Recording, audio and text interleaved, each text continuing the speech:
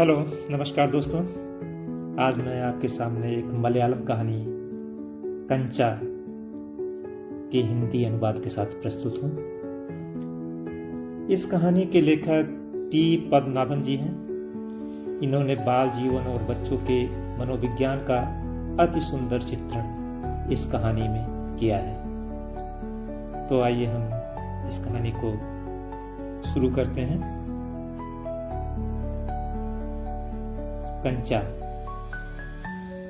वो नीम के पेड़ों की घनी छांव से कौवा और सियार की कहानी का मजा लेता हुआ आ रहा था। हिलते डुलते उसका बस्ता दोनों तरफ झूमता खनकता था। स्लेट छोटी सीसी से टकराती, सीसी पेंसिल से, यूं वे सब उस बस्ते के अंदर टकरा रहे थे, मगर वो न कुछ सुन रहा था न देख ही रहा था। उसका पूरा ध्यान कहानी पर केंद्रित था। कैसी मजेदार कहानी। कौवा और सियार।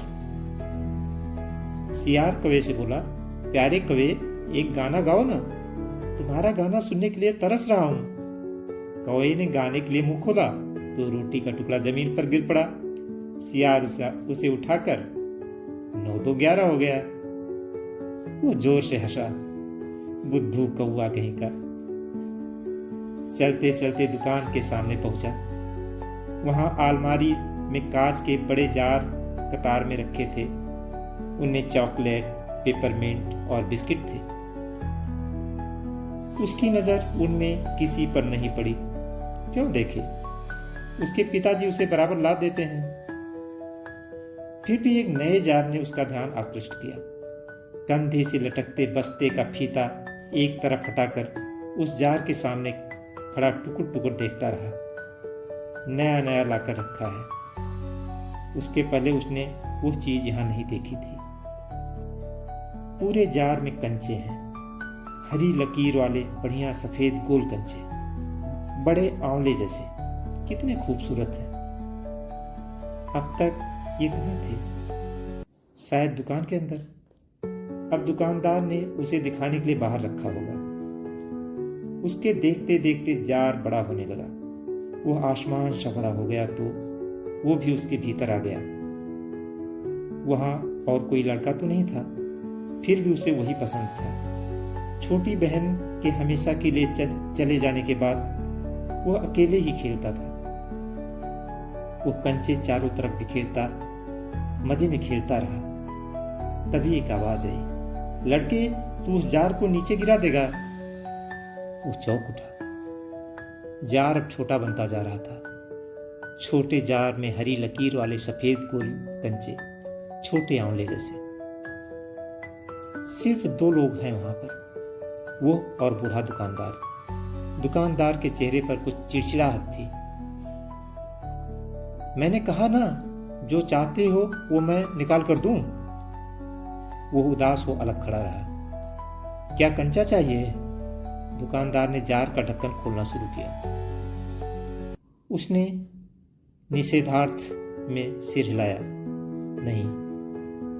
तो फिर सवाल खूब रहा। क्या उसे कंचा चाहिए? क्या चाहिए? उसे खुद मालूम नहीं है। जो भी हो, उसने कंचे को छूकर देखा। जार को छूने पर कंचे का स्पर्श करने का एहसास हुआ। अगर वो चाहता तो कंचा ले सकता था। लिया होता तो। स्कूल की घंटी सुनकर वो बस्ता थामे हुए दौड़ पड़ा। देर से पहुंचने वाले लड़कों को पीछे बैठना पड़ता है। उस दिन वही सबके बाद पहुंचा था, इसलिए वो चुपचाप पीछे की बेंच पर बैठ गया। सब अपनी अपनी जगह पर हैं। रमन अगली बेंच पर है। वो रोज समय पर आता है। तीसरी बेंच के आखिर में मल्लिका है। मल्लिका के बाद अम्मू बैठी है। जॉर्ज दिखाई नहीं पड़ता। लड़कों के बीच जॉर्ज ही सबसे अच्छा कंचे का खिलाड़ी है। कितना भी बड़ा लड़का उसके साथ खेले, जॉर्ज से मात खाएगा। हारने पर यूं ही विदा नहीं हो सकता। हारे हुए को अपनी बंद मुट्ठी जमीन पर रखना होगा। तब जॉर्ज कंचा चलाकर मुट्ठी के जोड़ों की हड्डी तोड़ेगा। जॉर्ज क्यों नहीं आया? अरे हाँ, जॉर्ज को बुखार है ना। उसे रमन ने यह सूचना दी थी। उसने मल्लिका को सब बताया था। जॉर्ज का घर रमन के घर के रास्ते पर पड़ता है। अप्पू कक्षा की तरफ ध्यान नहीं दे रहा है। मास्टर जी, उसने हड़बड़ी में पुस्तक खोलकर सामने रख ली। रेलगाड़ी का सबक था। रेलगाड़ी रेलगाड़ी, पृष्ठ 37। घर पर उसने वो पाठ पढ़ लिया है। मास्टर जी बीच बीच में मेज पर टप टप की आवाज करते हुए ऊंची आवाज में कह रहे थे, बच्चों, तुम में से कई ने रेलगाड़ी देखी होगी। उसे भाप की गाड़ी भी कहते हैं, क्योंकि उसका यंत्र भाप की शक्ति से चलता है। भाप का मतलब पानी से निकलती भाप से है। तुम लोगों के घरों के चूल्हे में भी। अप्पू ने भी सोचा, रेलगाड़ी? उसने रेलगाड़ी देखी है। छुप छुप छुप छुप, यही रेलगाड़ी है। वो भाप की भी गाड़ी है। भाप की गाड़ी का मतलब? मास्टर जी की आवाज अब कम ऊंची थी। वे रेलगाड़ी के हर एक हिस्से के बारे में समझा रहे थे। पानी रखने के लिए एक खास जगह है। इसे अंग्रेजी में बॉयलर कहते हैं। ये लोहे का बड़ा पीपा है। लोहे का एक बड़ा कांच का जार, उसमें हरी लकीर वाले सफेद गोल कंचे, बड़े आंवले जैसे। जार जब अच्छा होकर आ जाएगा तब उससे कहेगा। उस समय जॉर्ज कितना खुश होगा। सिर्फ वह दोनों खेलेंगे और किसी को साथ खेलने नहीं देंगे। उसके चेहरे पर चाक का टुकड़ा आ गिरा। अनुभव के कारण वो उठकर खड़ा हो गया। मास्टर जी गुस्से में है। अरे तू उधर क्या कर रहा है? उसका दम घुट रहा था। बोल। वो खामोश खड़ा रहा। क्या नहीं बोलेगा? वे अप्पू के पास पहुंचे। सारा दर्जा सांस रुके हुए उसी तरफ ध्यान दे रहा है। उसकी घबराहट बढ़ गई। मैं अभी किसके बारे में बता रहा था? कर्मठ मास्टर जी उस लड़के का चेहरा देखकर समझ गए कि उसके मन में और कुछ है। शायद उसने पाठ पर ध्यान दिया भी हो।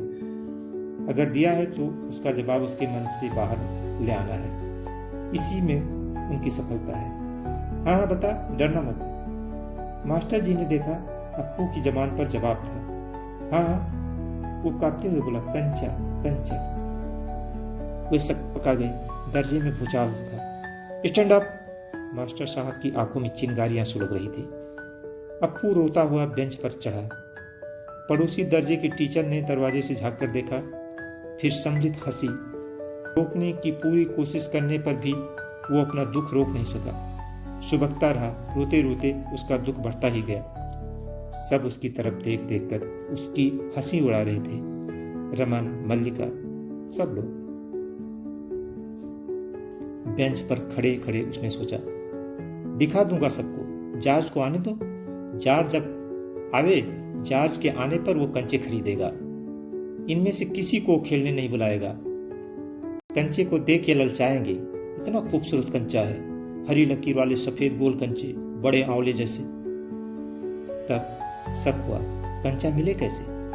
क्या मांगने पर दुकानदार देगा? जॉर्ज को साथ लेकर पूछे तो? नहीं दे तो? किसी को शक हो तो पूछ लो। मास्टर जी ने उस घंटे का सबक समाप्त किया। क्या किसी को कोई शक नहीं?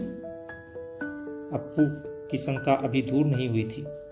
वो सोच रहा था, क्या जॉर्ज को साथ ले चलने पर दुकानदार कंचा नहीं देगा? अगर खरीदना ही पड़े तो कितने पैसे लगेंगे?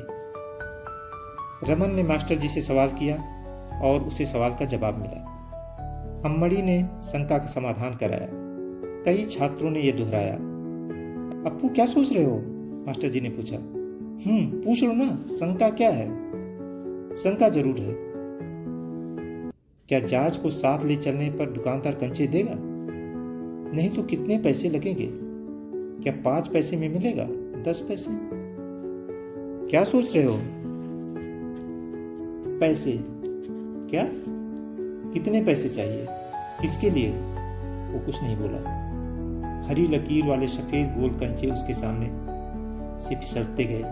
मास्टर जी ने पूछा, क्या रेलगाड़ी के लिए? उसने सिर हिलाया। बेवकूफ, रेलगाड़ी को पैसे से खरीद नहीं सकते। अगर मिले भी तो उसे लेकर क्या करेगा? वो खेलेगा, जॉर्ज के साथ खेलेगा। रेलगाड़ी नहीं, कंचा। चपरासी एक नोटिस लाया। मास्टर जी ने कहा, जो फीस लाए हैं वे ऑफिस जाकर जमा कर दें। बहुत से छात्र गए। राजन ने जाते जाते अप्पू के पैर में नोच लिया। उसने पैर खींच लिया। उसे याद आया उसे भी फीस जमा करना है। पिताजी ने उसे 1.5 रुपया उसके लिए दिया है। उसने अपनी जेब टटोल कर देखा, 1 रुपये का नोट और 50 पैसे का सिक्का। वो बेंच से उतरा। किधर? मास्टर जी। उसके कंठ से गदगद के बुलबुले उठे। फीस देना है। फीस मत देना, मास्टर ने कहा। वो झिझकता रहा। On the bench. वो बेंच पर चढ़कर रोने लगा। क्या भविष्य में कक्षा में ध्यान से पढ़ेगा? ध्यान दूंगा। तो जाओ। वो दफ्तर गया। दफ्तर में बड़ी भीड़ थी। बच्चों, एक एक करके आओ, क्लर्क बाबू बता रहे हैं। पहले मैं आया हूँ। मैं ही आया हूँ। मेरे बाकी पैसे? इस शोरगुल से अप्पू दूर खड़ा रहा। रमन ने फीस जमा की, मल्लिका ने जमा की, अब थोड़े से लड़के ही बचे थे। वो सोच रहा था, जाज को साथ लेकर चलूं तो देगा ना? शायद दे, नहीं तो कितने पैसे लगेंगे? 5 पैसे, 10 पैसे। हरी लकीरों वाले गोल सफेद कंचे। घंटी बजने पर फीस जमाए और ना जमाए हुए सभी बच्चे उधर से चले। वो भी चला, मानो नींद से जाग कर चल रहा हो। क्या सब फीस जमा कर चुके? कक्षा छोड़ने के पहले मास्टर जी ने पूछा। वो नहीं उठा। शाम को थोड़ी देर इधर उधर टहलता रहा। लड़के गीली मिट्टी में छोटे गड्ढे खोदकर कंचे खेल रहे थे। वो उनके पास नहीं गया। फाटक के सीखचे थामे उसने सड़क की तरफ देखा। वहां उस मोड़ पर दुकान है। दुकान में अलमारी। बाहर खड़े खड़े छू सकेगा। अलमारी में शीशे के जार हैं। उनमें एक जार में पूरा बस्ता कंधे पर लटकाए वो चलने लगा। दुकान नजदीक आ रही है। उसकी चाल की तेजी बढ़ी। वो अलमारी के सामने खड़ा हो गया। उसे मालूम हुआ कि दुकानदार उसी के इंतजार में है। वो भी ऐसा, कंचा चाहिए है ना? उसने सिर हिलाया। दुकानदार जार का ढक्कन जब खोलने लगा तब अप्पू ने पूछा, अच्छे कंचे हैं ना? बढ़िया, फर्स्ट क्लास कंचे। तुम्हें कितने कंचे चाहिए? कितने कंचे चाहिए? कितने चाहिए? कितने? उसने जेब में हाथ डाला। 1 रुपया और 50 पैसे हैं। उसने वो निकाल कर दिखाया। दुकानदार चौंका। इतने सारे पैसे के? सबके। पहले कभी किसी लड़के ने इतनी बड़ी रकम से कंचे नहीं खरीदे थे। इतने कंचों की जरूरत क्या है? जरूरत है। कैसी? वो मैं नहीं बताऊंगा। दुकानदार समझ गया। वो भी किसी जमाने में बच्चा रहा था। उसके साथी मिलकर खरीद रहे होंगे। यही उनके लिए खरीदने आया होगा। वो कंचे खरीदने की बात जाज के सिवा और किसी को बताना नहीं चाहता था। तभी दूसरों की बात समझनी चाहिए।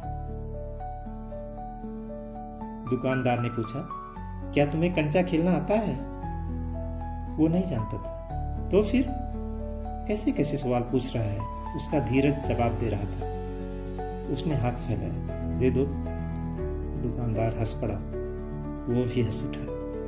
कागज की पोटली छाती से चिपटाए वो नीम के पेड़ों की छांव से चलने लगा।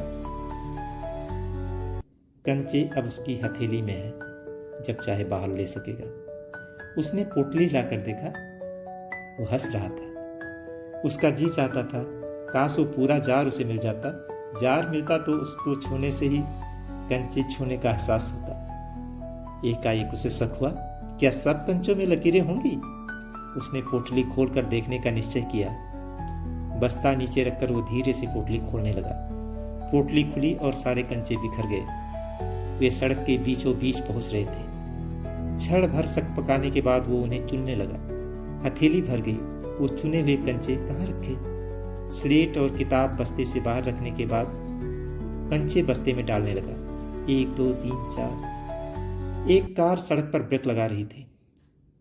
वो उस वक्त भी कंचे चुनने में मग्न था। ड्राइवर को इतना गुस्सा आया कि उस लड़के को कच्चा खा जाने की इच्छा हुई। उसने बाहर झांक कर देखा वो लड़का क्या कर रहा है। हॉर्न की आवाज़ सुन कंचे चुनते अप्पू ने बीच में सिर उठाकर देखा। सामने एक मोटर है और उसके भीतर ड्राइवर। उसने सोचा तो क्या कंचे उसे भी अच्छे लग रहे हैं, शायद वो भी मजा ले रहा है। वो कंचा उठाकर उसे दिखाया और हंसा। बहुत अच्छा है ना। ड्राइवर का गुस्सा हवा हो गया, वो हंस पड़ा। बस्ता कंधे पर लटकाए, स्लेट, किताब, शीशी, पेंसिल सब छाती से चिपटाए वो घर आया। उसकी माँ शाम की चाय तैयार कर उसकी राह देख रही थी। बरामदे की बेंच पर स्लेट व किताब फेंक कर वो दौड़कर माँ के गले लगा। उसके लौटने में देर होते देख माँ घबराई थी। उसने बस्ता जोर से हिलाकर दिखाया। अरे ये क्या है? माँ ने पूछा। मैं नहीं बताऊंगा, वो बोला। मुझसे नहीं कहेगा? कहूंगा। माँ को बहुत प्यार करता था। माँ आंखें बंद कर लो। माँ ने आंखें बंद कर ली। उसने गिना 1 2 3। माँ ने आंखें खोलकर देखा। बस्ते में कंचे ही कंचे थे। वो औरत कुछ हैरान हुई। इतने सारे कंचे कहां से लाया? खरीदे हैं? पैसे? पिताजी की तस्वीर की ओर इशारा करते उसने कहा, दोपहर को दिए थे ना। माँ ने दांतों तले उंगली दबाई। फीस के पैसे? इतने सारे कंचे काहे के लिए? आखिर खेलोगे किसके साथ? उस घर में सिर्फ वही है। उसके बाद एक मुन्नी हुई थी, उसकी छोटी बहन, मगर माँ की पलकें भीग गई।